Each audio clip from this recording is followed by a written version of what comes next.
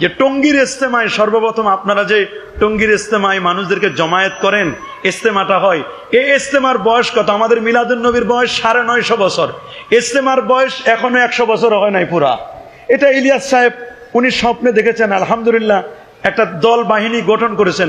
আমরা যদি বলি যে গাট্টি বস্তা নিয়ে মসজিদে থাকতে হবে, টঙ্গীর ইজতেমায় যেতে হবে, মসজিদে রান্না করে খেতে হবে, রেসিডেন্সিয়াল আবাসিক এলাকা বানাতে হবে, এই ব্যাপারে কোরআনের সহি দলিল দেন, হাদিস থেকে দলিল দেন। সর্বপ্রথম কোন সাহাবী গাছ করেছিলেন? সর্বপ্রথম কোন সাহাবী সাল লাগালেন?